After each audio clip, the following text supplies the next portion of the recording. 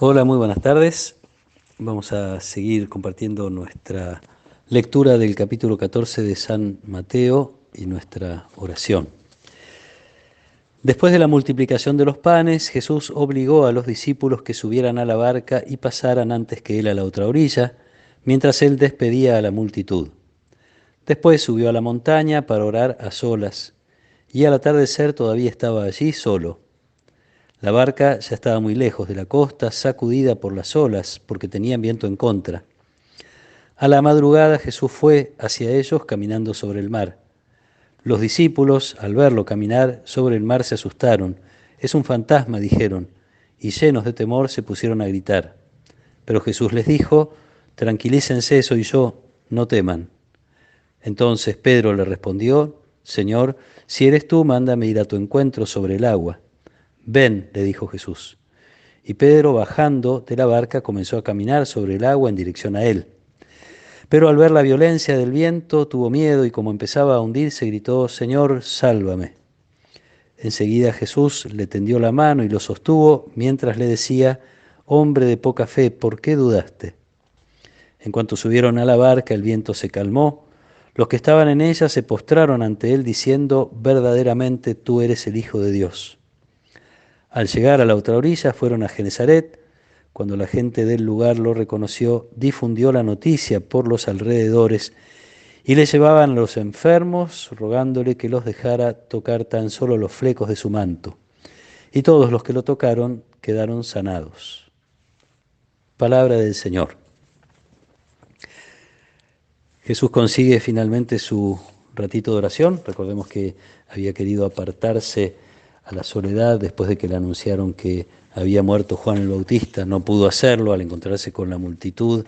Se quedó curando y se quedó después compartiendo los panes, la multiplicación de los panes.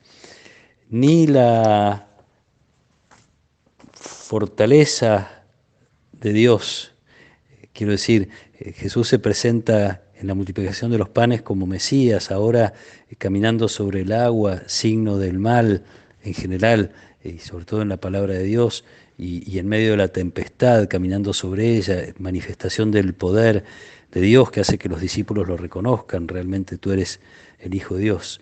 Ni siquiera ese poder manifestado en Jesús como Mesías, como Dios, podríamos decir, entre comillas, lo salva de su necesidad, esa necesidad humana de soledad, de oración, de silencio, de encuentro con Dios. Creo que es una linda cosa para pensar cuando nos cuesta por ahí encontrar los momentos de nuestra oración, de nuestro silencio, de nuestra soledad, de nuestro encuentro con Dios. Jesús necesitaba eso. En esta situación, la barca, hay que reconocer que en la barca están los discípulos enviados y más que eso, el Evangelio, Mateo nos dice que Jesús los obligó a que subieran a la barca y pasaran a la otra orilla. Están allí los discípulos que son la primera iglesia, son como la semilla de esta nueva comunidad que Jesús está fundando y está enviando al mundo. Esas tormentas, esas dificultades que padece la barca se convierten en un signo para el futuro de la iglesia que tiene que navegar a veces mares difíciles, que tiene que aguantar a veces tormentas. Mateo escribe esto pensando en su comunidad que están precisamente padeciendo estas dificultades que significa querer llevar el anuncio del Evangelio. Tormentas, dificultades que hacen perder la confianza, que hacen temer, que hacen pensar que a lo mejor esta barca se hunde. Y hay una anécdota, no sé si es verdad o no, pero de todas maneras parece lindo tenerla presente hoy. Dicen que Hitler había pensado en su momento encontrar la manera de destruir a la iglesia y que un obispo le dijo que no iba a poder con ella. Dice, si los curas y los obispos no logramos en tantos años hacer naufragar la iglesia, vos tampoco vas a poder. Una cosa un poco irónica, pero a la vez cierta, ¿no?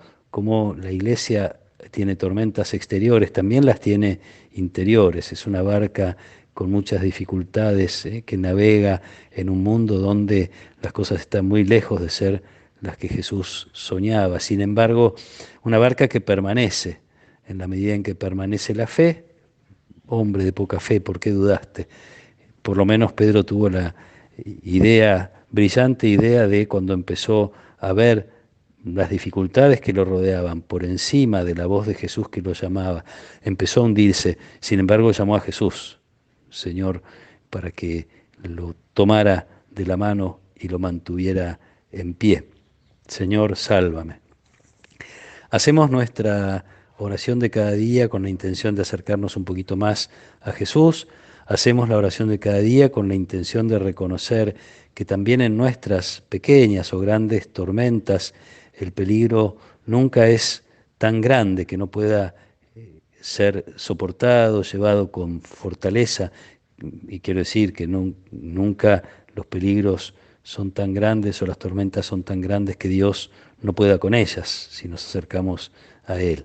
Se trata también de tener la fe de Pedro para acercarnos al Señor, la certeza de Jesús de su necesidad, de sus encuentros con el Padre, para hacer también nosotros oración, que no será solamente para tener paz en medio de las tempestades, no solamente para nuestra tranquilidad, es también para reconocer que también nosotros fuimos enviados, estamos en el mundo, enviados por Jesús, y si se quiere usar la imagen, Jesús nos obliga a cruzar a la otra orilla, nos obliga a meternos en los ámbitos en los cuales está un poquito más lejos la realidad del sueño de Dios, el reino de Dios, en donde está un poquito más lejos ese proyecto suyo de que vivamos como hermanos.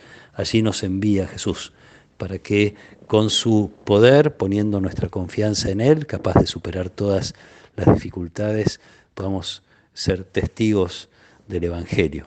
Se cumple en la barca, se cumple en la historia esta promesa tan linda que Jesús hizo a los discípulos: yo voy a estar siempre con ustedes hasta el fin del mundo.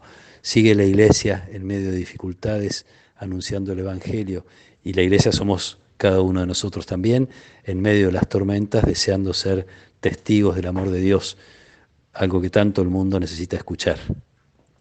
Que el Señor nos acompañe en esta tarde, que Él nos proteja y nos bendiga. En el nombre del Padre, y del Hijo, y del Espíritu Santo. Amén.